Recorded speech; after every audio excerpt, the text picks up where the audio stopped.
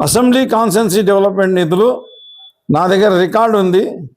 మీ నాయన ఎమ్మెల్యే ఉన్నంత కాలం ఎక్కడ బోర్లు కొట్టకుండా, ఎక్కడ పైప్ లైన్ లేకుండా బోర్వెల్ అండ్ ఆగ్మెంటేషన్ అని చెప్పేసి రాసి 2004 నుంచి 2014 వరకు సుమారుగా 4-5 కోట్ల రూపాయలు కాజేసిన ఘనత మీకే దక్కింది.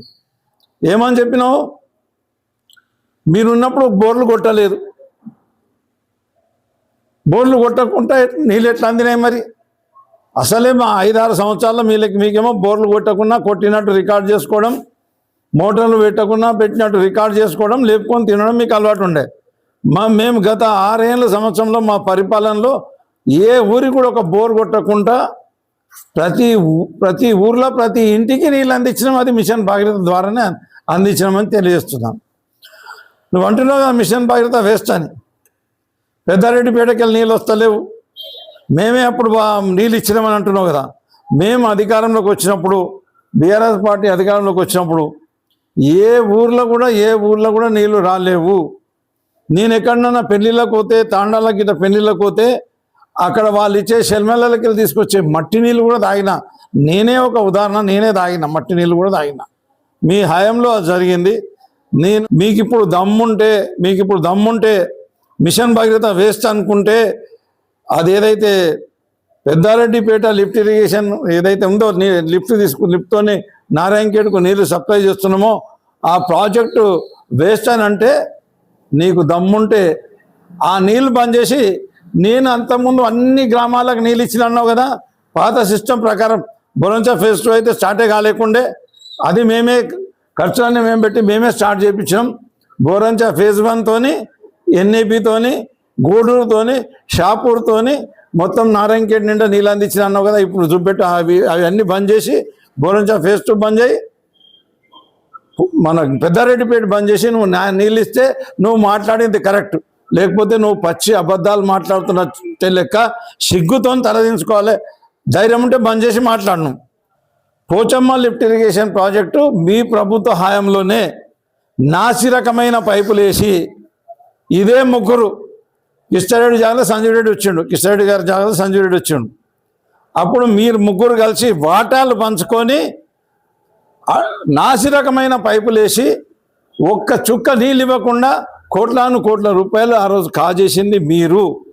మేము ఎంత ప్రయత్నం చేసినా, ఆ నీళ్ళ పారిచ్చే కొరకని ఎంత ప్రయత్నం చేసినా సిస్టమ్ వరకు చేసే పరిస్థితి లేదు. మోటార్లు రిపేర్ చేసినాం, పైప్ లైన్ ఈడ రిపేర్ చేస్తే ఆడ కావాలి, ఆడ రిపేర్ చేస్తే ఇలా కావాలి. మొత్తం ఎంత ప్రయత్నం చేసినా నీళ్ళు సిస్టంలో దగ్గరికి వెళ్ళలేవు, కాలువలకి వెళ్ళి రాలేవు.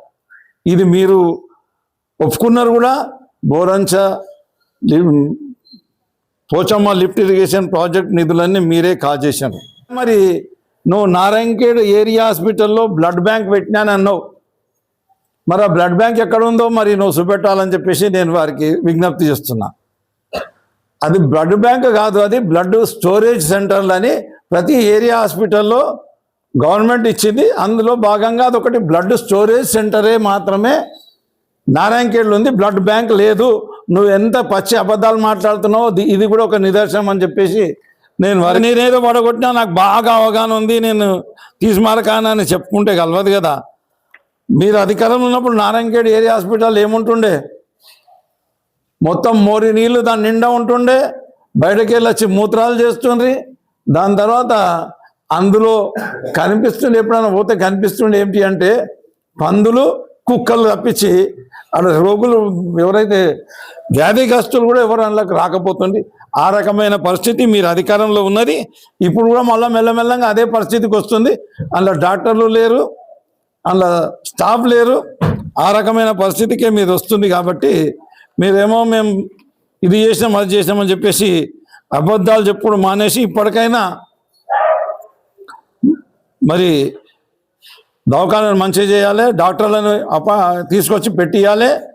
పేదోళ్ళే పోతారు గవర్నమెంట్ హాస్పిటల్ కాబట్టి.